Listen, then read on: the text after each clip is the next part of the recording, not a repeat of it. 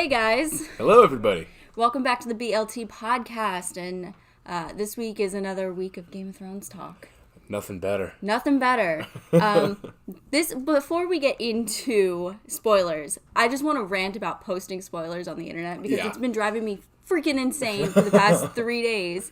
Like, people have been first of all, I was sitting on his couch and like my mom's posting all of these like just little hints. She's not directly spoiling anything, and I'm like, oh my god, you can't post that, because like anyone who watches the show and is caught up will be able to figure things out. Right, exactly. Like, it's those little hints. Like, even there's a meme going around that for anything, it's like spoilers out of context. Right. People can figure that out. Like, people are smart enough. You have to know your audience a little bit. Yeah, I know what you mean. Yeah, it's the worst when like you see something that like it's like a small hint and it's just enough, and you like start to parse it out in your head and you're like, oh my god, like, I can't believe it, you know? I saw a spoiler for Avengers Endgame and I'm like so mad I saw that because stinks. Tony Stark is also a Stark, and they're like, my favorite Starks. I'm like, fuck, I figured it out. I was like, no. Dude, that's horrible. I was so upset. It just showed up, and I mean, it's partially my fault. I went on to the recommended page on Instagram, but I glanced at it. I wasn't even like scrolling looking for anything. It was just there, and I was like, fuck, I figured it out. That sucks, dude. There's nothing worse than that. Like, something you've been building up, and then all of a sudden someone just ruins it, like goes and ruins it. Like, before I made it all the way through Game of Thrones up to where I am now, somebody spoiled Jon dying. Yeah, I was like heartbroken when that happened, dude. I was like, really, man? Like, I just started. Like, I just finished season 1. I'm already an emotional wreck because Ned's head just got cut off. I don't know who I am or what I'm doing, and then you tell me in 4 seasons my favorite character dies? Are you kidding? Yeah. It's horrible. Ugh, God. it's so annoying.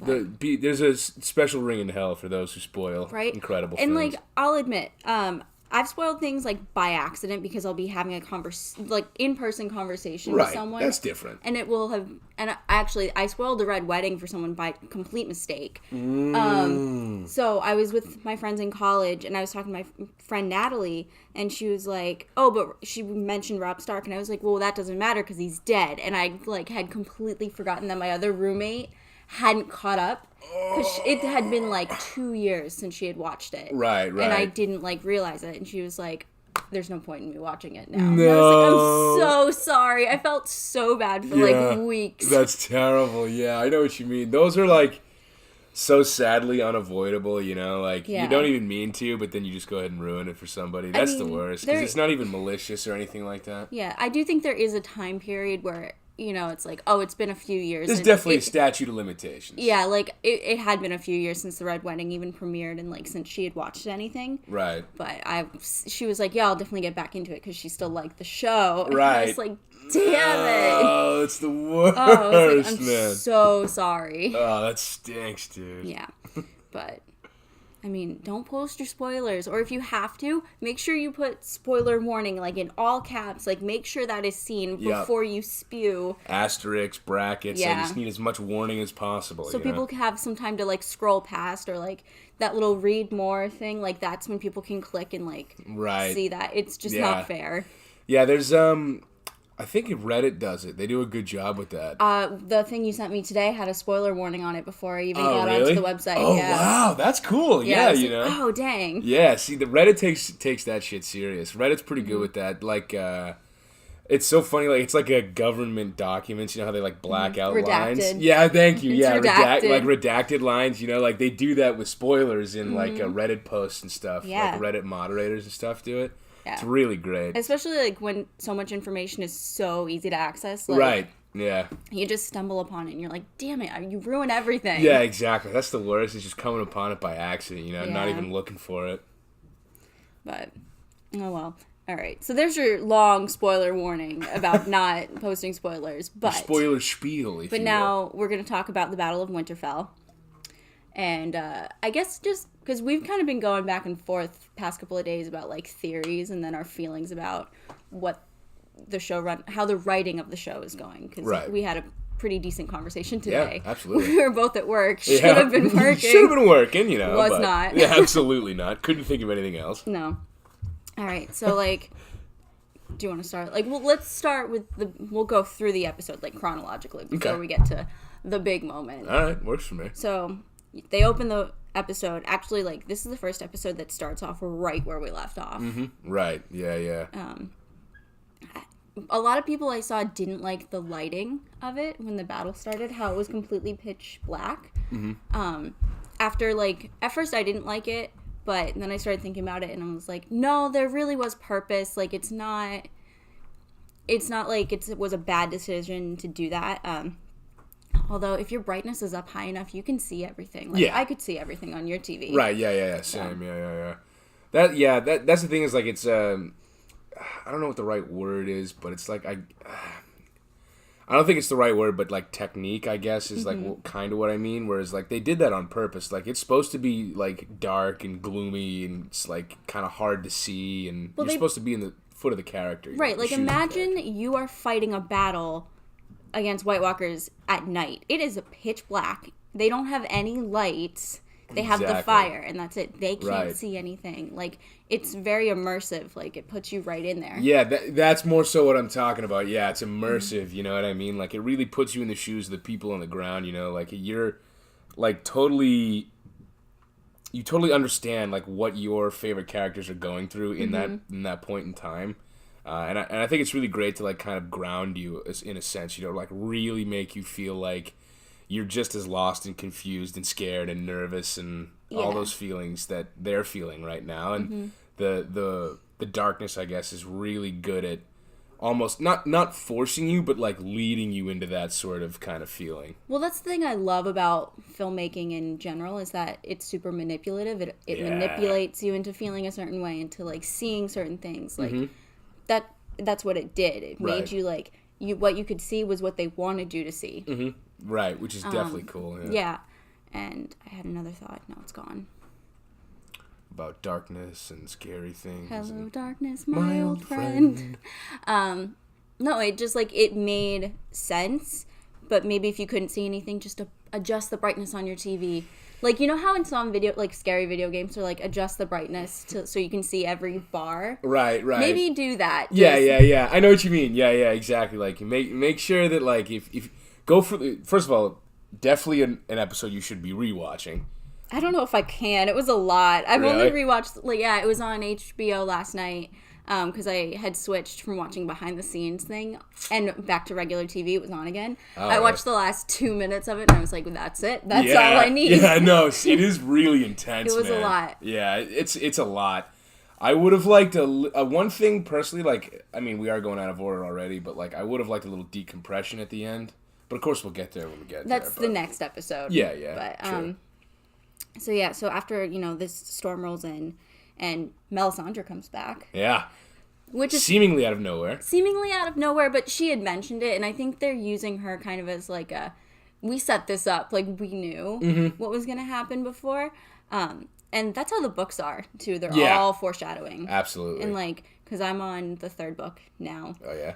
I just got to Tyrion and Sansa's wedding.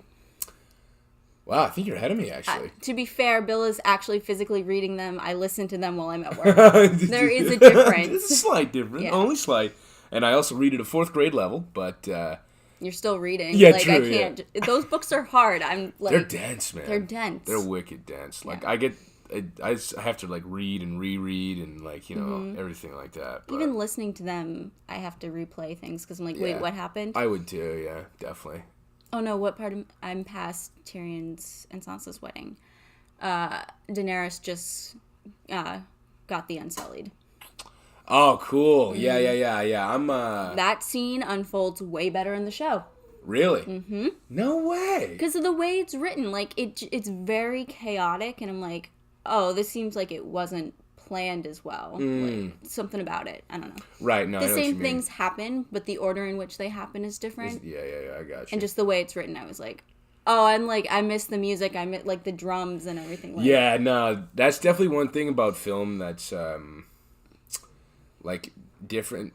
I don't know if I want to say necessarily better, but, like, arguably better about film over books is like there's more you can put into it to drive the emotion. Mm-hmm. Whereas like I mean, it is words on a page in a book. Whereas like it is, as opposed to film, it's like visual and there's audio and there's like everything to like help drive you to where they want you and you want to be, you know? I guess the difference between that scene in particular, I promise I'll get back to Melisandre after right. I finish we this.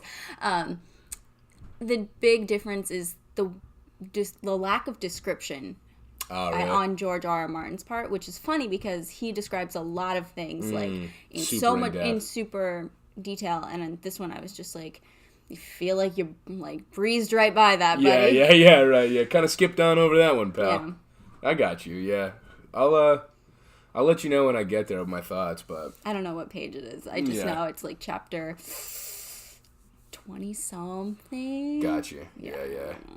I'm where I left Danny was with Jorah.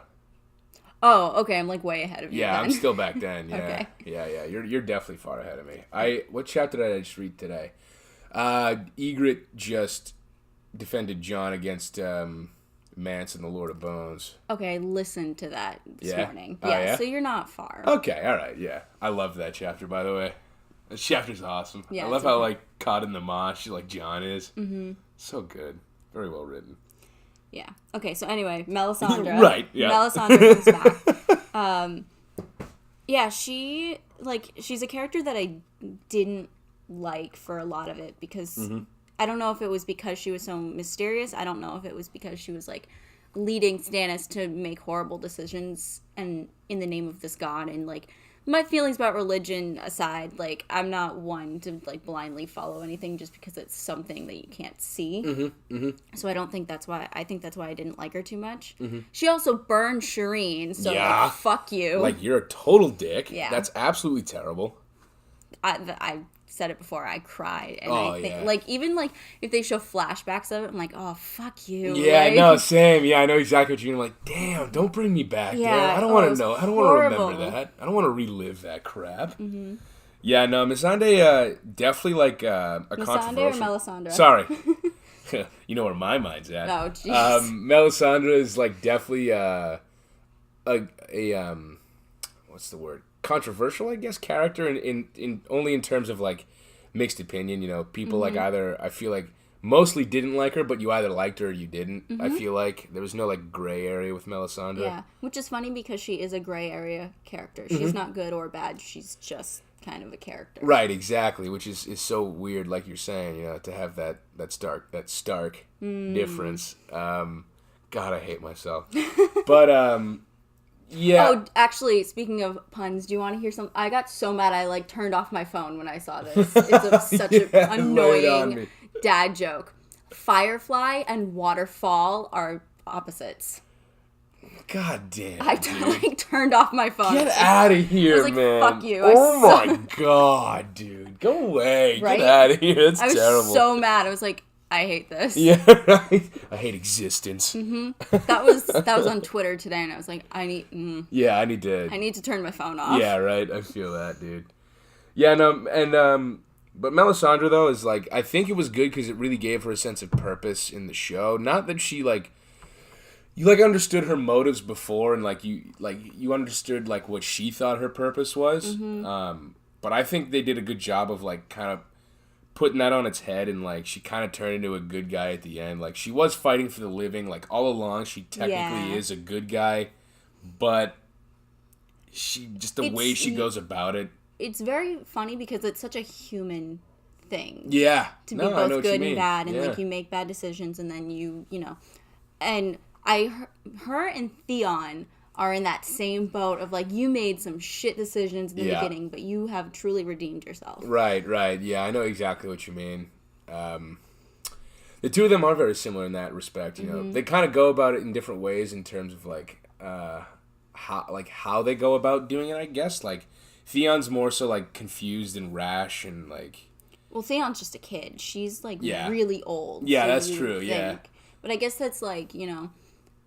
Have you ever met an old person that's just, like, so set in their ways and they're like, I'm so right all the time? And you're like, no, like, open your mind just a little bit. Yeah, right. And I think that's kind of where Melisandre fell in. She's like, I've been doing this for years. Like, I know what I'm about. Yeah, no, that's a good point. Yeah. She is like, what, 300-something years old? Supposed to be something like that, but... Which is like right around... She was born right around Aegon's conquest, right? Oh, that's right. Isn't that wild? That's fucking crazy to think about. No shit. But yeah, no, she... I really like how they tied her back in, and I think they did a good job. Funny enough, we were talking about that right before the episode, I feel like. Yeah, because I had seen online that someone thought the little girl with the scar on her face was Melisandre glamoring herself to look like her and like find her way into the castle, because she knew Davos was after her. But it turns out that wasn't her. She just did show up, and honestly, that scene where she lights up the Dothraki swords and the trench, dude, such a beautiful scene. Yeah, so That's cool. so hard to shoot. That's the other thing. I really commend the production team. Yeah. 55 night shoots. Dude. Freezing cold. Utter hell, that sounds like, man. Okay, and here's the other thing. People were getting upset about the light. Have you ever tried to light a night scene? Yo. It's near impossible. They're in a field, and like, oh my god, like, get over your bad selves. That shit's hard. Yeah, they did a good job. They're doing the best they can, man, you know? Like, try... It's near impossible to do, and they did it well. Yeah, exactly, yeah. No, I know what you mean, dude. They, definitely did a good job. They fought tooth and nail for that one, man. And they made it work. It was very cool. Yeah. Very well done. That trench is so damn cool. Yeah. The music when it lit up, I'm thinking about it, I'm getting goosebumps, man. It's crazy. Well, I mean, the build up to even that, because it wasn't working. Yeah. And you see Melisandre, like, question herself again, like, it calls back to when she couldn't quite bring Jon back to life. Right. She started to question herself, and then, honestly, it's when she questions herself that it works, and I don't know what that means or anything. I don't know where that symbolism is, but... Yeah. I don't either. That's a good point. I'll have to think about that a little more, like, analyze a little bit. See how she, like, truly felt. Because I know what you mean. She definitely was, like... It's when she questions herself that things seem to go her way. Right. I don't know if that's meant to, like, you know, sit down, be humble kind of thing. Right. Maybe when she needs it most kind of thing. You know? I don't know. I don't know. Season's ending too quickly to really go into that. Yeah, exactly. Yeah. Eye roll. Yeah. Yeah. Seriously. So then Melisandre comes, like, you know, the initial line goes in. I'm trying to, like, run through the episode in my head because it was a long episode, guys. It absolutely was. It's an hour 20, right? Hour and 20. Wow. It was an hour and 20 of not breathing, shaking violently. Yeah, right. Seriously, dude. Standing, sitting, pacing. No, you were standing. I was sitting. I could not. I just had to stand, man. I could not sit still watching that. That was insane. Yeah. And then, the great shot with the Dothraki going off into the night. Oh, yeah, and then you slowly see the flames go out, like, one by one, and you're like, fuck. Yeah, right? You're like, oh, boy. Yeah. And then, this doesn't honestly, because it was so dark, I thought Jorah had initially turned into a White Walker, because he's all bloodied, and, like... When he comes back, it looks like he was missing an eye. That's what I thought, too. It was like, I can't really see anything, but that's not. Yeah. But it turns out he was fine. Right. For a moment. For a bit. For a moment. That scene was beautiful. Yeah.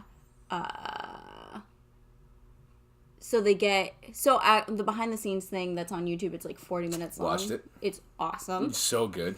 Highly recommend. But I like that they were like, we broke it up into 3 different, like, movie genres. And I'm like, I see where, like, the 3 acts. And I'm like, that's what makes it completely, like, tolerable. Cause, like, there was a point, actually, when you start to feel the fatigue of, like, battle yourself, but not in a, like, I want to keep going way. You're like, I'm kind of bored because I'm physically just sitting here. Yeah, right. So the switching of pace is when Arya is in the library. That's an ingenious scene. Like, the timing is impeccable. Yeah, right. And for me, at least, the timing in the sense of the episode, I thought was great. Like, that, like, right when because don't get me wrong, you know me, man. I'm all for nonstop action, but, like, right when I was, like, kind of starting to be like, all right, I kind of get it. Like, you get it, yeah. Right, yeah. Like, that was the perfect time for them to switch into that, you know, kind of horror genre, I guess. I think they did a really good job with that. Yeah. But before that, actually, is when we see Clegane again, and that's when Barrack's like being like, "Come on, we need you." like, there's no use, it's pointless, and then he, like, sees Arya, and he's like, tell her that, and Clegane goes in, and it's like, I gotta save her. Yeah, right. I love how much he loves her and won't admit it to, like, himself or anybody else. You know what I mean? Like, he loves her like a father figure, you know? And he kind of is to her. I mean, Ned Stark is her father, like, that's very clear. Right. But, I guess like an uncle, almost. Yeah, that's a good way to put it. Where it's like a protective person. Yeah, exactly. I love that scene. I know it's like wicked backtracking in season 7, episode 7, where him and Brienne. Know the episode in time. What? You even know like the episode number? Oh yeah, absolutely, dude. Where him and Brienne are like talking when they're walking into the dragon pit, and they're like both kind of like low key pretty proud of like, you know, how they taught Arya and like kind of raised her. Well, Brienne didn't need to teach Arya anything. That's true. Yeah, no, you're right. But I do love that scene where they kind of like they low key share a moment. You know, these two people that once were like trying to kill each other, like kind of like. Just so you know, Arya's all good. Yeah. Exactly. I love that. Yeah. I really love that. And the Hound. Well, he's your favorite. He is. He's awesome. He's so cool. I liked that. I don't know if growth is the right word, but like his character arc. Yeah, he feels like he's really like matured almost. You know, like he almost was like a bratty teenager when we first meet him. You know. Yeah, I kind of like. Part of me feeling like the episode was like not. It's not that it was a bad episode. It was a great episode.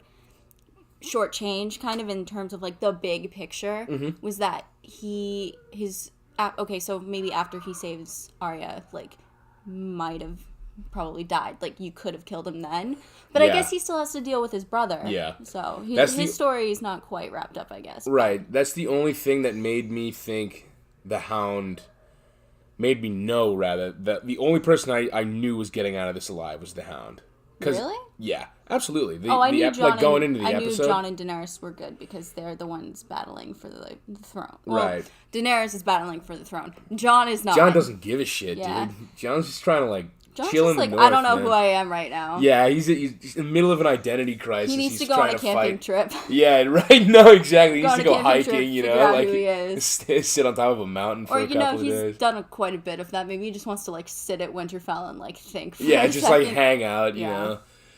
Yeah, because in the middle of this identity crisis now, he has to go fight, like, the greatest threat to mankind of all time, you know? Yeah, the best thing about Jon is that he can compartmentalize those things and realize... he's really good at that. And realize, like, what's the most important thing. Yeah. Like, what's for the greater good. Right. You know, I guess good and bad can come from that a little bit. But yeah. I guess the thing with Ygritte would make that a bad thing, but also a good thing, because it ultimately... led to him to where he is now. Yeah. I miss Ygritte, man. I know you do. She was fucking awesome. In every way, shape, and form. She was so cool, dude. And she was good for Jon. She's exactly the same in the books as she is. Yeah, she's awesome. Yeah, they do a really good job with her in the show, I think. I'd also love to see her like her reaction to Dany and shit, like how she would like deal with Dany. That would be so fucking funny, man. I would love that. Yeah. But yeah, no, I think Jon's time beyond the wall was like way more formative than people like think it was. You know, I think it was a lot more important for his character building than given credit, because I feel like a lot of people not necessarily forget about it, but like it's all of season 3. Yeah, exactly. Like, you know, people don't like. I feel like people don't jump right to that as like, you know, part of who he is, I guess. But I think it's almost inseparable, you know. Yeah. No, totally. Yeah. I think season 3 might be my favorite season. Really? I think it might be my favorite season because Ygritte's in it. I don't. I love you. No, I just think that there's a lot of like character building in that one. Like, yeah, we lose a lot of characters, but the important ones are really have like these huge pivotal moments, like Dany acquiring the Unsullied, like Sansa, like what exactly? Sansa and Tyrion being together, yeah, but she like that's where she first really puts up her walls, I think. That's where she's, like, starts learning instead of just being, like, abused. She's, actually, like, taking in her surroundings and, like, how to deal with these fucking crazy people, and she, that's when she meets, like, Marjorie and stuff, and, like, she really learns from her and all of that. The Tyrells are so important for Sansa's character growth. 100%. Yeah. Lady Olenna is so good for Sansa, you know what I mean? Like, so necessary. And then season 3, you know, that's when Arya really, like, establishes her friendship with Gendry.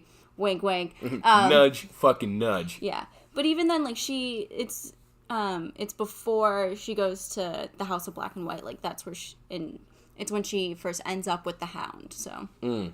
Oh, in season 3? Yeah. Is when she first ends up with him, right? Yeah, because she just, where I'm at with her, she is with, not with Beric Dondarrion, but she's kind of with one of their, like, it's all split off. Oh, one of their offshoots? Yeah.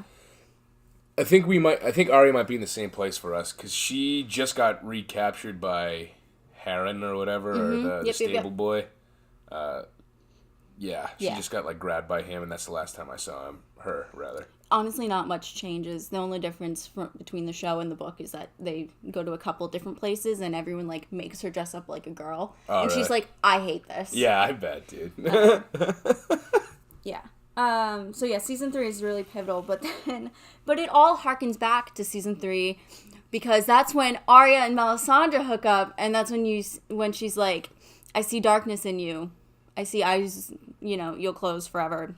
Blah, blah, blah. We'll get to that eventually. Right. But that's a big moment in the show that, like, everyone kind of sees it as, like, a one-off, because at that point you've kind of, like, you've written off Melisandre because you're on Davos' side. Right. And you just kind of, and you're on Arya's side as well, because Melisandre wants to take Gendry and use his blood to kill off the other kings, and it's like, yeah, it's this big complicated thing, but you completely write off that moment as like, Melisandre's just being weird. She's crazy. Yeah, she's crazy. Yeah, she's fucking nuts. Yeah. But she knows. She fucking knows. Yeah.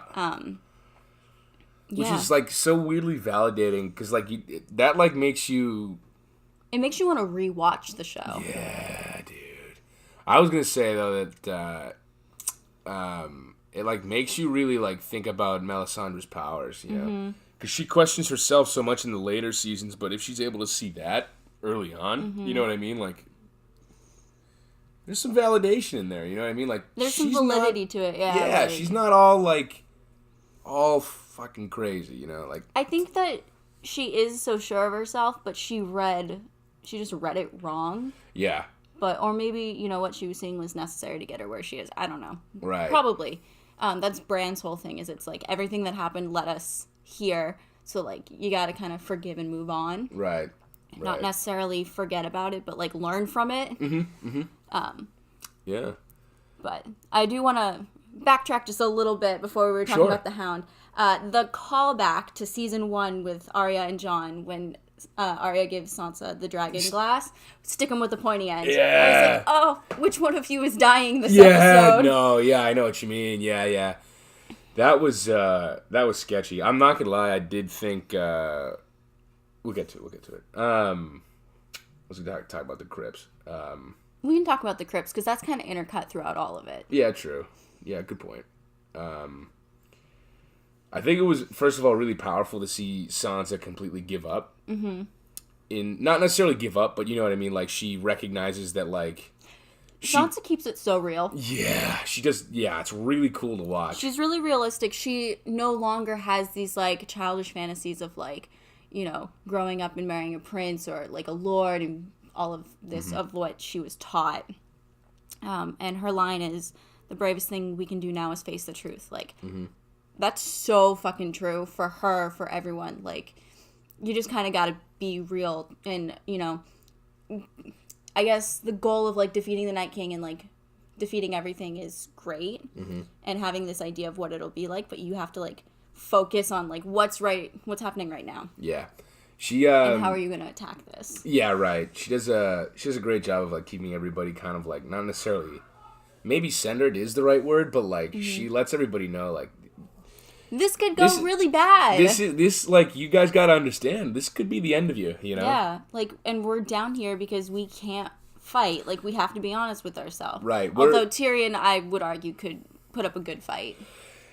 What makes me think he should have been down there is when they climbed the wall. If Tyrion was outside when the whites were he climbed the wall, he'd be dead. He'd be so dead. And because it wasn't until then that I was okay with him being down there. Because I agreed with him when he was like, I could see something. There's something I could be doing. Like perhaps like I could see a different vantage point or something like that. And because Tyrion's so smart, I was like, yeah, dude. Tyrion's really good at looking at things from all different angles. Exactly. And trying to figure them out. Right, which made me think, like, maybe there is something that we're missing or something that he could see, But then the whites climbed the wall and started mauling people, and after I saw that, I was like, yeah, Tyrion's right where he needs to be, dude. That's the end of him if he's out there. I honestly wish they had more of the Crips in there. I feel like they could have done... Maybe, I know it's the end of the, show, but there was some character building and, relationship building that could have gone on down there. Especially between Sansa and Missandei. I feel like that was a missed opportunity. Yep. Because, and not from, here's the thing that the showrunners are doing right now. They're making it like a bitchy cat fight between Sansa, Missandei, and Daenerys. And I'm not here for it. Right. It shouldn't be that way. They can disagree, but it doesn't have to be so passive-aggressive. Yeah, exactly. It's just kind of ridiculous at this point in the show to be doing that. Right. If this was season, basically any other season, I'd be not necessarily okay with it, but it would make more sense to me. Than it does now. I just feel like, is that the way we should go about it? Right, Sansa's gonna put up her walls, but she's very straightforward. Like we just said, Sansa keeps it so real. Yeah. And I feel like there's room for Sansa and Daenerys to be really honest with each other and even, compromise a little bit. But instead it's just back and forth, bickering almost. Yeah. That's kind of what leads me to think that Daenerys could go mad. Yeah, because she doesn't fucking compromise on anything. It's what's making me not like her. Right. But she used to. That's what's making me think that she's turning mad. I don't think she ever really compromised on anything. You're right, actually. The more I'm thinking about it. Because, especially with, the slave masters or whatever. She didn't have to even compromise with Jon, which is really upsetting to me because I feel like there should have been a compromise there. That's the one thing Daenerys never learned how to do. And that's why she's not... in my mind, going to be an effective ruler. She's not bad. I, can't stress that enough. I don't think she's bad. I don't think she's, half as crazy as her father was, but she's not well-rounded. Yeah, that's a good way to put it. Yeah, I completely agree with you. I think Sansa's a far more well-rounded, ruler than she would be. Sansa on the throne would be the right thing to do, I don't even think on the throne. I think just her... in charge. Not even a warden of the North, but Queen of the North. Yeah. That's what we're missing, Game of Thrones. Yeah, come on. Yeah. Yeah, no, I know what you mean. I would really love to see the North become an independent nation, but that's just not going to happen in Dany's world, which also makes me think Dany's fucking dead. Yeah. But we haven't even talked about Dany's role in this whole episode. I feel like she was out of it for a lot of the episode. It wasn't about her, which is fine. Right, very fine. Yeah, you know me, very fine with Daenerys. I know you don't love her, but she's always pissed me off. But I think it was good to show that she's not invincible. That episode was great at showing that she can be bested, and I thought it was really important that Drogon shrugged her off. He didn't necessarily, because I know a white dragged her off, but still he didn't turn around and stop and try to let her back on. He was just I'm fucking out of here. He's freaking out because there's White Walkers all over him, and he's I gotta shake him off. Right. He did come back at the end though. That's true. Yeah, but for me that was really powerful in the sense of when times are shit, the dragon isn't gonna. Well, a dragon's not a slave. It's not. Exactly. That's the thing, and I feel she thinks that. Just because they're her children, quotes around that word. Right, that they'll do whatever, she wills. And that's just not how that works, man. I mean, you see it in the way that they respond to John, even. Yeah. Which makes me think that there might be something with that, but we don't have time. Yeah. There's not enough time, and Give me 10 fucking episodes, man. Okay, with the pacing of the last season, and there were only 7, we should have had 10 for this one, equally as long as they are this season. Yeah, absolutely. But, the way the pacing went, last season was too slow to get to where we are now. Yeah, I know exactly what you mean. It was the jump was too fast. Yeah, I wasn't necessarily happy with how that started to shake out. I thought I was okay with 1 and 2 being cramped until I thought about it more. And then I was like, I just feel like there could be more. The first 2 episodes were only an hour, which pissed me off. And episode 2 was just the night before, say goodbye to your favorite characters, which half of them didn't fucking die. Which is on. Again shortchanged. Yeah, okay. I kind of needed. Could have killed off Brienne. Probably could have killed off Tyrion. Honestly, could have killed off Davos. I feel like so many other characters could have died, but we lost ones that Okay, Jorah was a big one. Right. And Beric was important to the story. Right. But those were 2 big ones. But Lyanna dying is just sad and unnecessary. Yeah, exactly. I know what you mean. It doesn't hold weight in terms of the story. Right, exactly. Same thing with Dolores Ed. You know what I mean? Yeah. The Lord Commander of the Night's Watch. Damn, that sucks. And I loved him in seasons 2 and 3. But I haven't seen him in fucking. He's not really around. Exactly. It doesn't hold any weight. Exactly, it's not dude. super sad. Everyone was preparing for this to be a really epic and sad episode. We were going to lose a lot of good men, but we just didn't. Right, exactly, dude. Exactly. The closest I came to crying was Jorah. Yeah, right. And I mean, and I'm a huge Night's Watch guy. I was bummed about Dolores Ed, but nobody else probably was. You know what I mean? Yeah. Not that they weren't at all, but honestly, probably could have killed Sam, and it would have been heavier. Yeah. Probably should have killed Sam. How is Sam? My buddy and I, we were messaging back and forth when we were at work, because I'd never work at work. And I do, but I can I've got pretty free reign of my phone. I got you.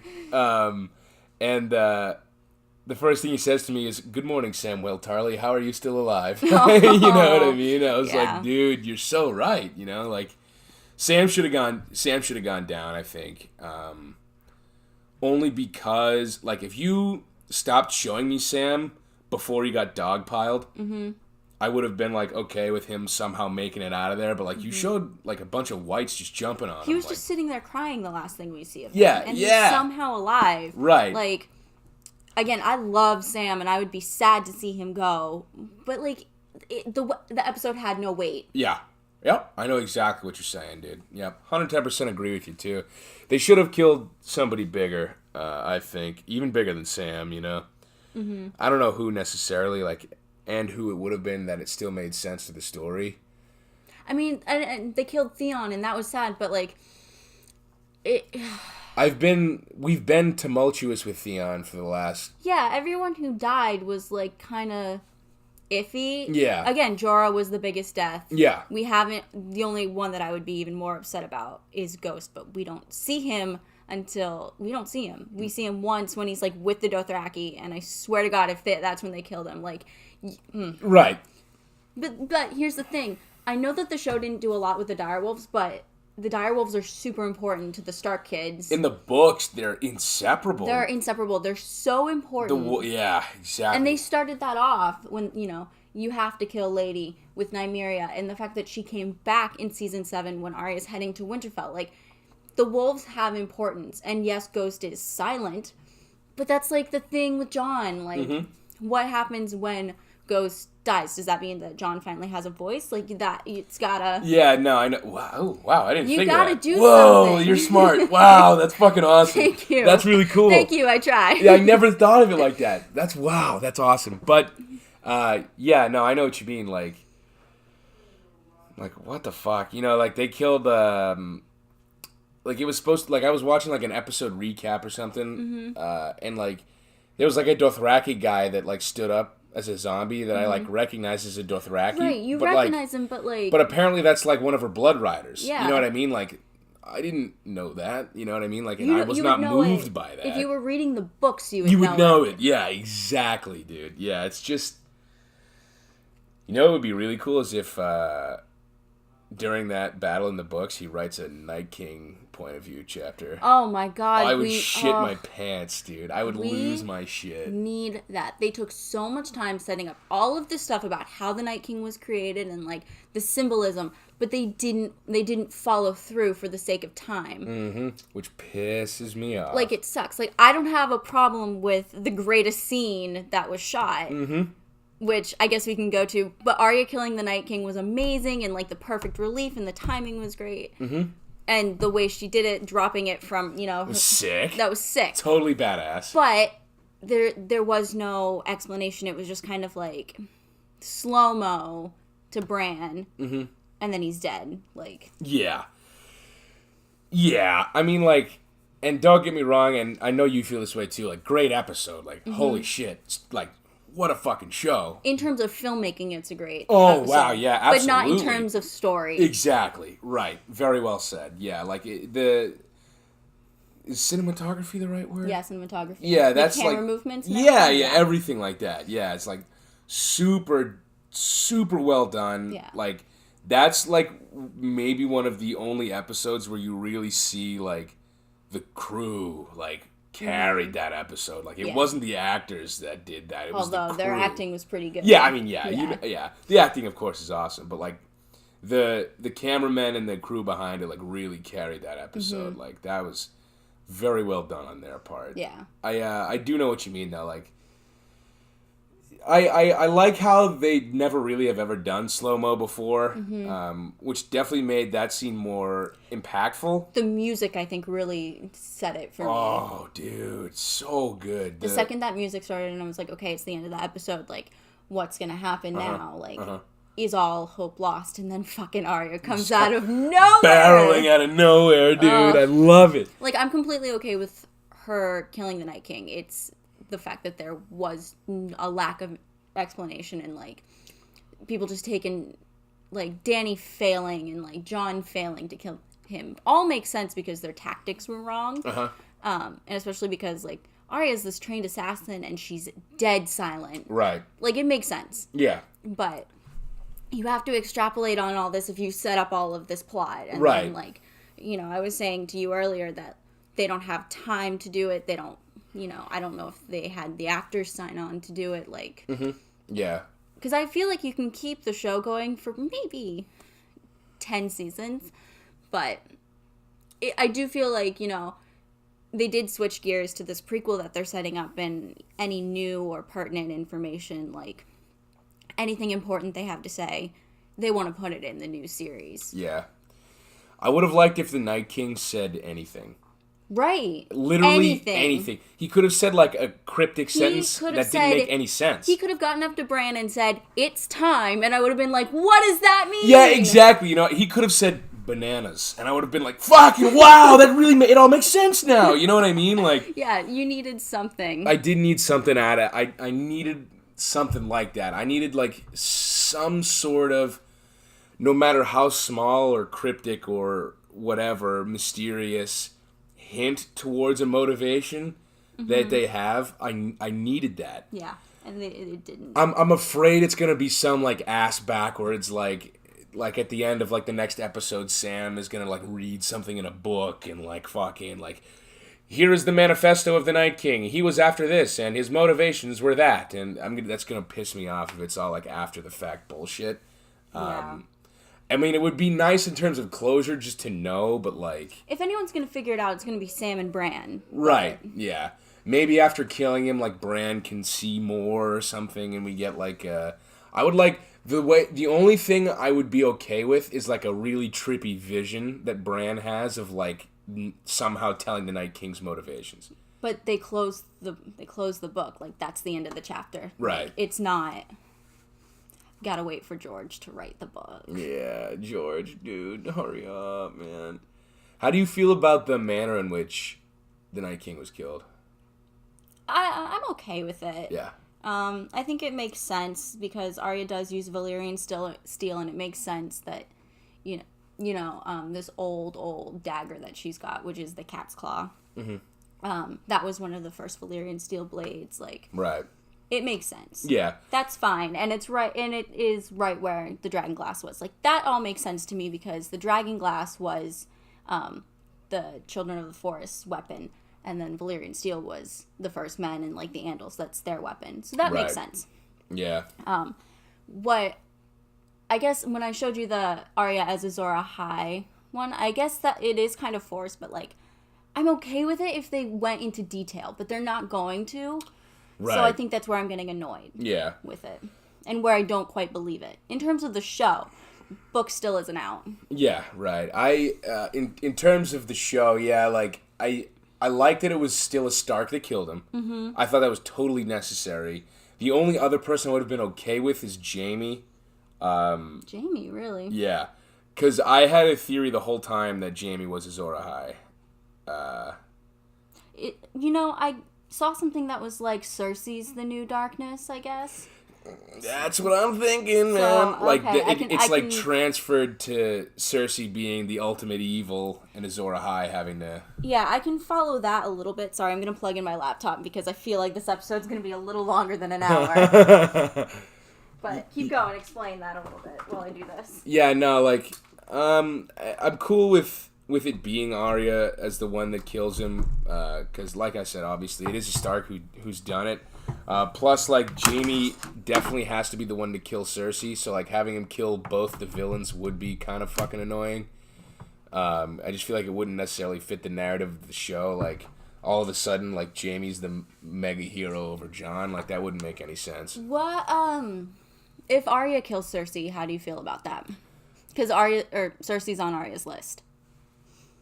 I would feel the same way. I think it'd be like, why? Like, why did Arya have to kill both of them? You know, like, is Arya, like, the ultimate solution? Was Arya the main character the whole time? Was Arya, you know what I mean? Like, that's how I would feel about it. Because, like, not that, like, the show's followed Jon, but, like, the story... Jon has been our hero. Exactly. He's our moral backbone. Yeah, thank you. Yeah, that's exactly who he is.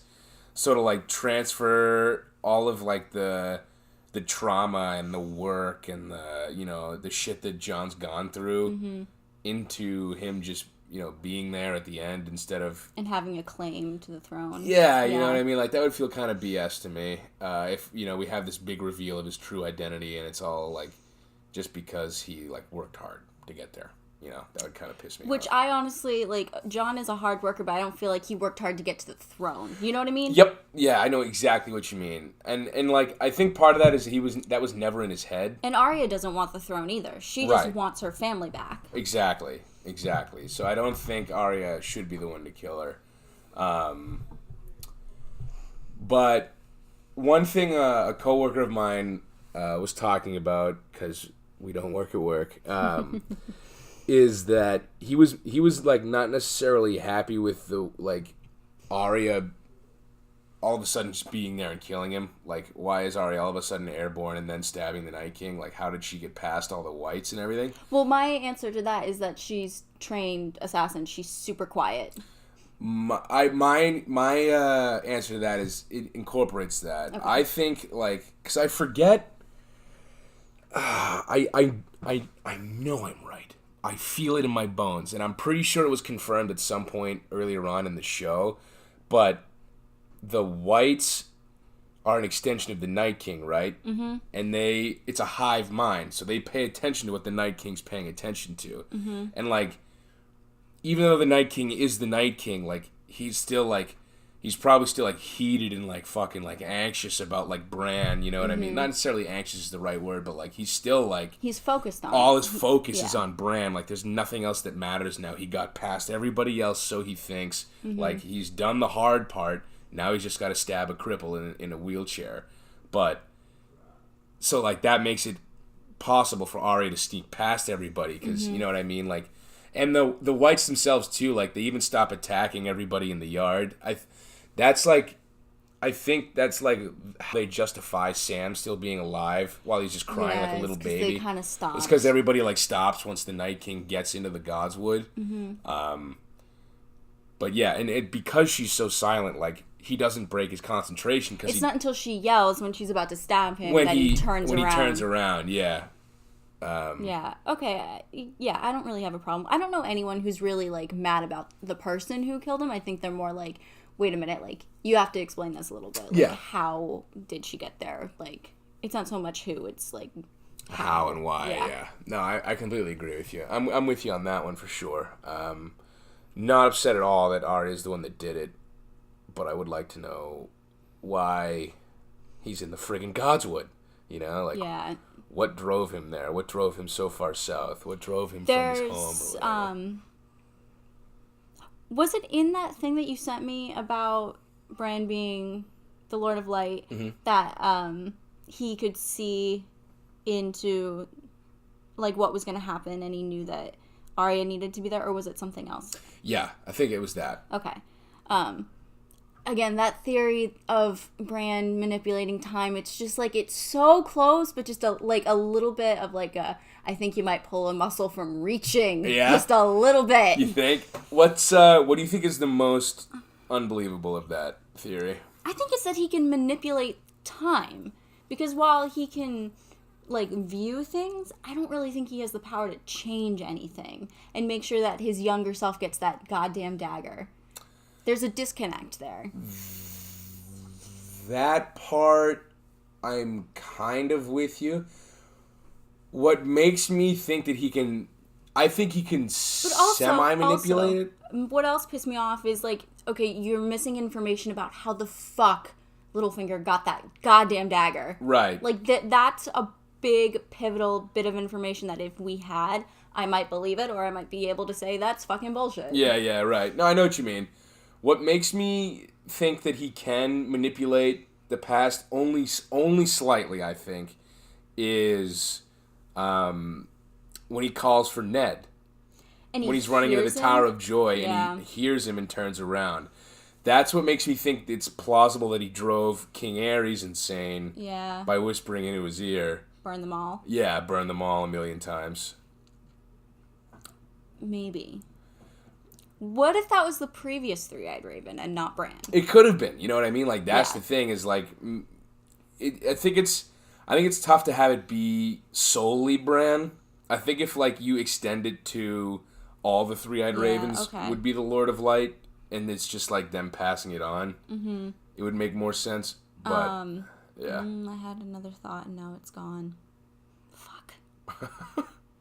Oh, it's so gone. It's, like, not there at all. Azor Ahai, Bran. No. Night King. Stabbing the Night King. No, it has to do with the Lord of Light, and I'm, like, gone. It's gone. Gotcha. Bummer. Yeah, it'll come back to me. I'm sure I'll text you about it later. Yep, absolutely.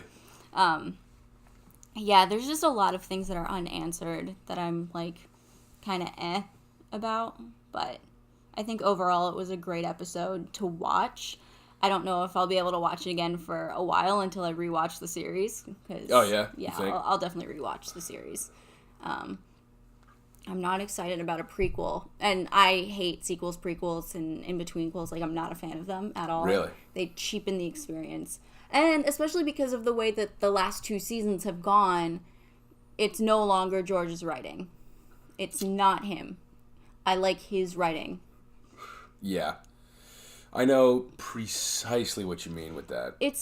I feel that way with every single, like, legacy thing that's been going on. So between Game of Thrones and, like, Star Wars and Avengers, like, the source material is so good, and when you stick to that, your movie adaptations are so good. Mm-hmm. And it's not in a, like, we have to please fans and, like, get everything right. It's that you have an outline to follow. Right. And while things get shortened and taken out, like, it makes sense. The only ones that, you know, I think are, like, aren't overkill are the Fantastic Beasts movies, because J.K. Rowling, as much as I dislike her right now for being an idiot, she's like, I want 100% control of my characters and my properties. Like, if I don't approve of it, it doesn't get done. Right. I completely respect that. Whether I like your choices or not remains to be seen. Yeah. But I respect the hell out of that, and which is why I'm like, that's canon. Right. I think George would be more like that if he'd finished the books. If he had finished the books, 100%. Yeah. Because he was definitely like that in the first couple seasons, 100% for sure. He was writing and directing a couple of episodes. Yeah, right? Yeah. He wrote the episode where Joffrey dies. Oh, really? That's why it's good, people. Wow, I didn't know that. Yeah, and he did the pointy end in season 1. Bless you. Really? Yeah.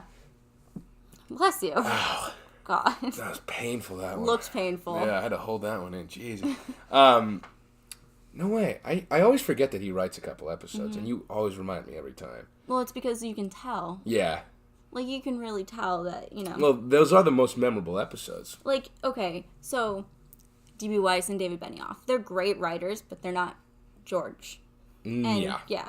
The other thing, too, is books, you have the ability to go on and on and on forever for as many pages as you want. Like, you can build up the world as much as you want. Right. Which is why I think books will always be the superior media. Yeah. But I think you're right. But there's such a different feel, and I think it's because the showrunners are Hollywood writers. Like, they have successful films and successful TV shows before this. They're going to have ones after this. George was, for lack of a better word, kind of a failed screenwriter, because that's what his primary job was, and he was so fed up and so disillusioned that he's like, I'm going to write these books that y'all fuckers can't adapt. Yeah. Exactly. And it's when they followed his writing that they could be adapted, because he's just a superior writer. Yeah, no, he's just really good, man. You know, like, and David Benioff has a published book that they made a movie out of. I haven't seen it. Oh, really? It's The 25th Hour. Yeah. Yeah, I haven't seen it or heard of it or, like, really watched it either, but I know of it. Right. So, like, you would think that he would understand it, but something about it, I don't know if HBO stepped in, I don't know who stepped in, because someone had to. We're not in the board meeting. Someone stepped in and said, I think it has to be this way. Right. Or, like, things have to get changed. Right. Which is a shame. And that's where George lost all of his leeway, too, is because he didn't finish the books. You know, like, he lost a lot of say. Yeah. And honestly, I think that there's a lack of... So in the first 2 seasons, a lot of sex, right? Yeah. Always. And I think that someone stepped in because they got reamed by a lot of newspapers being like, you are taking away from the story. And I don't 100% disagree with it. But, you know, it is what it is at this point. It's not like that for the rest of the seasons, and it's noticeable. Yeah. For me, it's...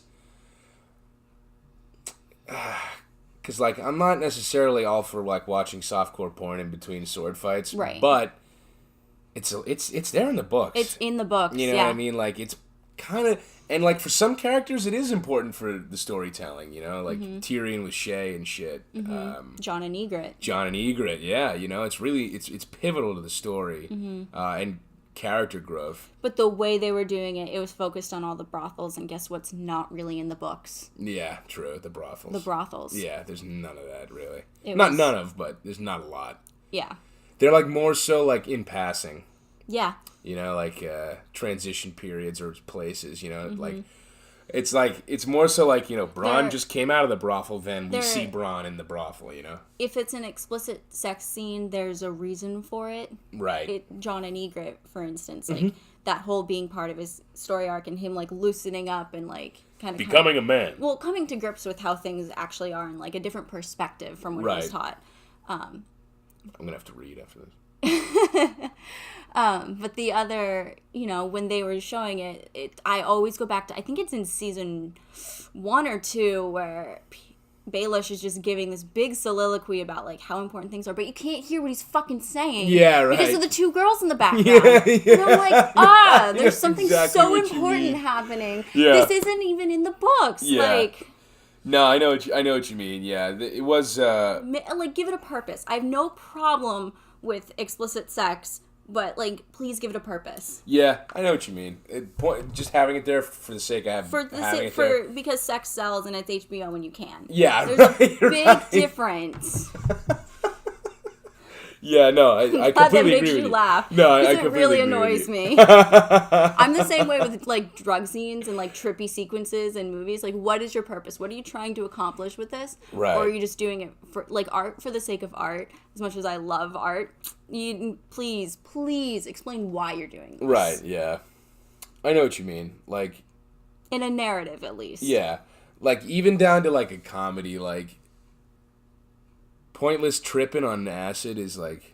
It's overdone. Like, unless it's, like, actually funny and, like, not overdrawn, or, like, more drawn out, I guess. Have you ever seen the movie Easy Rider?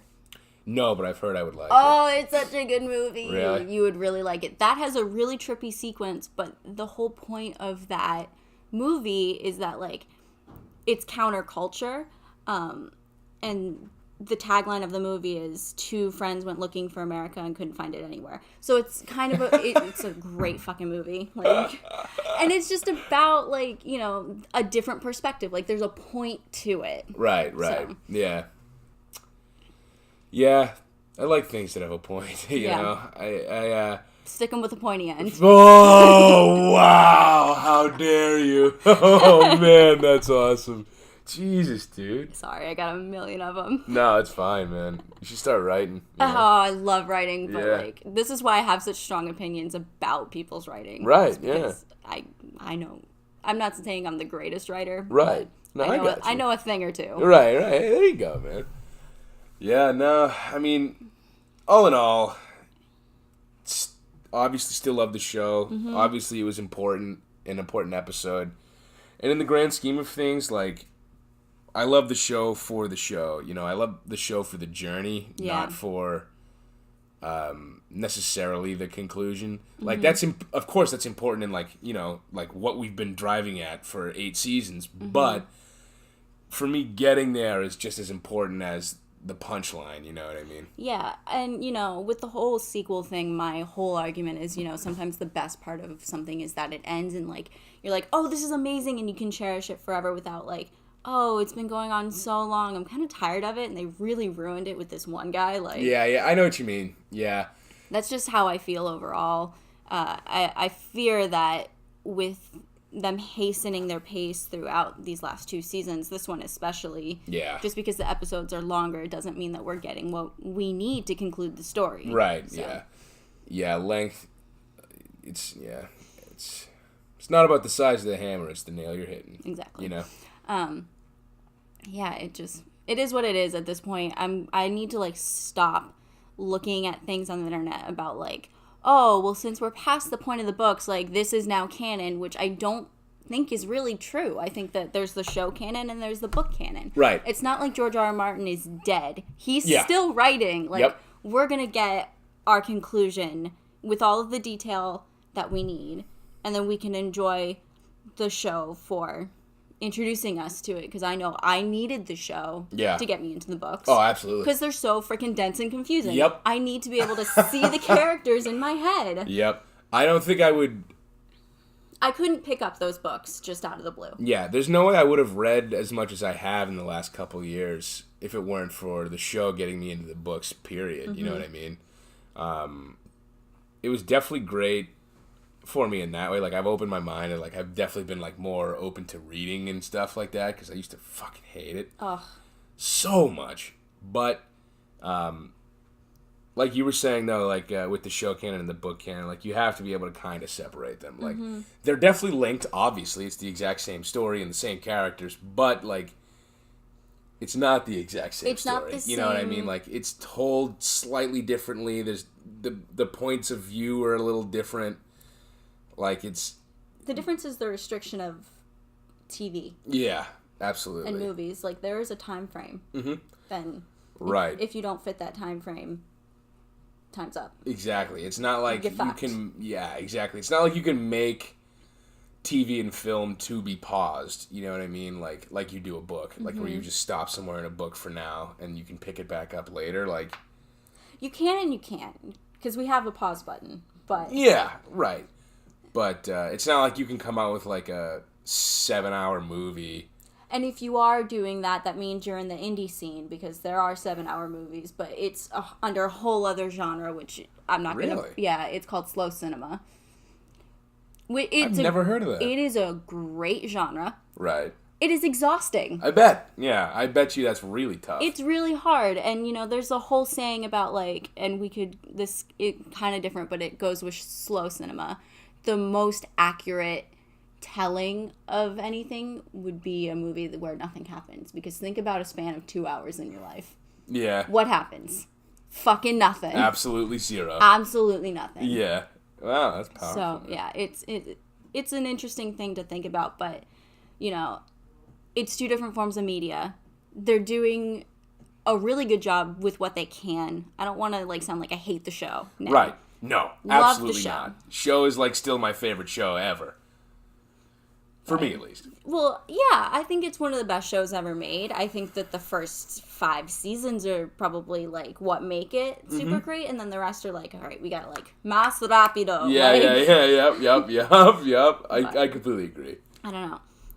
I think I've said all I can say about this for right now. Yeah, I've extrapolated everything I can extrapolate. All of our feelings about the show. For now, at least. We might, season still got 3 more episodes. We could probably come back. You best prepare yourself for the finale. I'm probably going to be upset. I have a feeling I'm going to be angry about it. Yeah, it's going to be like a 2.5 hour fucking... rant. Yeah, absolutely. Oh my god, I can't believe this happened. Holy we wasted... fucking shit. We wasted 8 years... 5 years for me, but... Yeah, same, I wasted 5 years of my life for nothing to happen. Yeah, right, Anyway... That'll kill me. Thank you for listening for an hour and about 4 or 5... No, what is it? An hour and 7 minutes. Yeah, so we will see you guys next week. What are we doing next week?